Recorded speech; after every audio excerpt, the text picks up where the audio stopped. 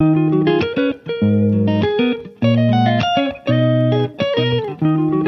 श्रीमन नारायण। नमस्कार दोस्तों, आज मैं आप लोगों को पुरुषोत्तम मास कथा अध्याय 2 लेकर आई हूँ, इसलिए आप लोग मेरे वीडियो में अंत तक बने रहें। वीडियो को स्किप ना करें और कथा ध्यान से सुने, तभी समझ में आएगा। सूत जी बोले, राजा परीक्षित के पूछने पर भगवान शुक द्वारा कथित परम पुण्यप्रद श्रीमद् भागवत शुकदेव जी के प्रसाद से सुनकर और अनंतर राजा का मोक्ष भी देखकर अब यहाँ यज्ञ करने को उद्वत ब्राह्मणों को देखने के लिए मैं आया हूँ। और यहाँ यज्ञ में दीक्षा लिए हुए ब्राह्मणों का दर्शन कर मैं कृतार्थ हुआ। ऋषि बोले, हे साधु, अन्य विषय की बातों को त्याग कर भगवान कृष्ण द्वैपायन के प्रसाद से, उनके मुख से जो आपने सुना है वही अपूर्व विषय है। हे सूत, आप हम लोगों से कहिए। हे महाभाग, संसार में जिससे परे कोई सार नहीं है, ऐसी मन को प्रसन्न करने वाली और जो सुधा से भी अधिकतर हितकर है, मतलब अमृत से भी लाभप्रद है, ऐसी पुण्य कथा हम लोगों को सुनाइए। सूत जी बोले, ब्राह्मण के चरु में क्षत्रिय का चरु मिल जाने से उत्पन्न होने पर भी मैं धन्य हूँ, जो श्रेष्ठ पुरुष भी आप लोग मुझसे पूछ रहे हैं। भगवान व्यास के मुख से जो मैंने सुना है वह यथा ज्ञान मैं कहता हूँ। एक समय नारद मुनि नर नारायण के आश्रम में गए, जो आश्रम बहुत से तपस्वियों, सिद्धों तथा देवताओं से भी युक्त है और बैर, बहेड़ा, आंवला, बेल, आम, अमड़ा, कैथ, जामुन, कदम्ब और भी अनेक वृक्षों से सुशोभित है। भगवान विष्णु के चरणों से निकली हुई पवित्र गंगा और अलकनंदा भी जहाँ बह रही हैं, ऐसे नर नारायण के स्थान पर श्री नारद मुनि ने जाकर उन पर ब्रह्म नारायण को, जिनका मन सदा चिंतन में लगा रहता है, जिसके जितेंद्रिय काम, क्रोध, छह शत्रुओं को जीते हुए हैं, अत्यंत प्रभा जिनके शरीर से चमक रही है, ऐसे देवताओं के भी देव तपस्वी नारायण को संष्टांग दंडवत प्रणाम कर और हाथ जोड़कर नारद मुनि व्यापक प्रभु की स्तुति करने लगे। नारद जी बोले, हे देव देव, हे जगन्नाथ, हे कृपा सागर सतपते, आप सत्य व्रत हो, त्रिसत्य हो, सत्य आत्मा हो और सत्य संभव हो। हे सत्य योने, आपको नमस्कार है। मैं आपकी शरण में आया हूँ। आपका जो तप है वह संपूर्ण प्राणियों की शिक्षा के लिए और मर्यादा की स्थापना के लिए है। यदि आप तपस्या न करें तो जैसे कलयुग में एक के पाप करने से सारी पृथ्वी डूबती है, वैसे ही एक के पुण्य करने से सारी पृथ्वी तरती है। इसमें तनिक भी संशय नहीं है। पहले सत्य युग आदि में जैसे एक पाप करता था तो सभी पापी हो जाते थे, ऐसी स्थिति हटाकर कलयुग में केवल कर्ता ही पापों से लिप्त होता है। यह आपके तप की स्थिति है। हे भगवान, कलि में जितने प्राणी हैं सब विषयों में आसक्त हैं। जिनका मन स्त्री, पुत्र और घर में लगा है, ऐसे प्राणियों का हित करने वाला जो हो और मेरा भी थोड़ा कल्याण हो, ऐसा विषय विचार कर केवल आप ही कहने के योग्य हैं। वही आपके मुख से सुनने की इच्छा से मैं ब्रह्मलोक से यहाँ आया हूँ। आप ही उपकार प्रिय विष्णु हैं, ऐसे वेदों में निश्चित हैं।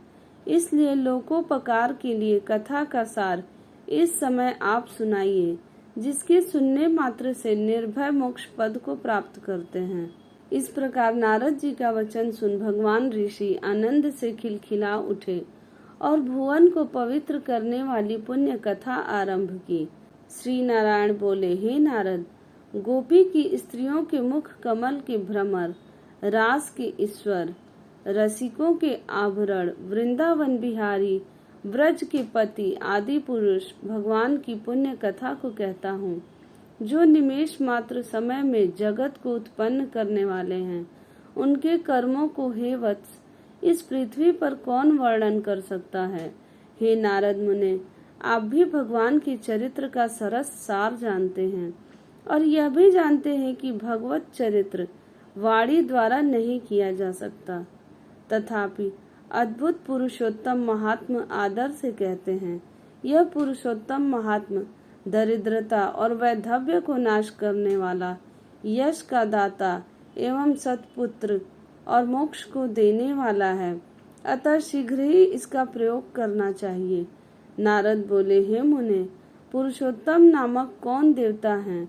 उनका महात्मा क्या है? यह अद्भुत सा प्रतीत होता है, अतः आप मुझसे विस्तार पूर्वक कहिए। सूत जी बोले, श्री नारद का वचन सुन नारायण क्षण मात्र पुरुषोत्तम में अच्छी तरह मन लगाकर बोले। श्री नारायण बोले, पुरुषोत्तम, यह मास का नाम जो पड़ा है वह भी कारण से युक्त। पुरुषोत्तम मास के स्वामी दया सागर पुरुषोत्तम ही हैं, इसलिए ऋषिगण इसको पुरुषोत्तम मास कहते हैं। पुरुषोत्तम मास के व्रत करने से भगवान पुरुषोत्तम प्रसन्न होते हैं। नारद जी बोले, चैत्रादि मास में जो है वे अपने अपने स्वामी देवताओं से युक्त हैं, ऐसा मैंने सुना है, परंतु उनके बीच में पुरुषोत्तम नाम का मास नहीं सुना है। पुरुषोत्तम मास कौन है और पुरुषोत्तम मास के स्वामी कृपा की निधि पुरुषोत्तम कैसे हुए? हे कृपा निधे, यह आप मुझसे कहिए। इस मास का स्वरूप विधान के सहित हे प्रभु कहिए। हे सतपते, इस मास में क्या करना, कैसे स्नान करना, क्या दान करना, इस मास का जप, पूजा, उपवास आदि क्या साधन है, कहिए।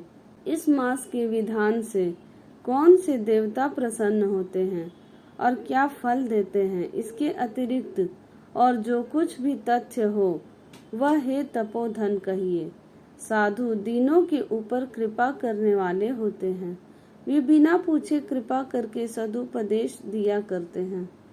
इस पृथ्वी पर जो मनुष्य दूसरों के भाग्य के अनुवर्ती, दरिद्रता से पीड़ित, नित्य रोगी रहने वाले, पुत्र चाहने वाले, जड़, गूंगे, ऊपर से अपने को बड़े धार्मिक दर्शाने वाले, विद्या विहीन, मलिन वस्त्रों को धारण करने वाले, नास्तिक, पर स्त्रीगामी, नीच, जर्जर, दास वृत्ति करने वाले, आशा जिनकी नष्ट हो गई है, संकल्प जिनके भंग हो गए हैं, तत्व जिनके क्षीण हो गए हैं, कुरूपी, रोगी, कुष्ठी, टेढ़े मेढ़े अंग वाले, अंधे, इष्ट वियोग, मित्र वियोग, स्त्री वियोग, आप्त पुरुष वियोग, माता पिता विहीन, शोक, दुख आदि से सूख गए हैं, अंग जिनके अपनी इष्ट वस्तु से रहित उत्पन्न हुआ करते हैं, किस अनुष्ठान के करने और सुनने से पुनः उत्पन्न न हो, हे प्रभु ऐसा प्रयोग हमको सुनाइए।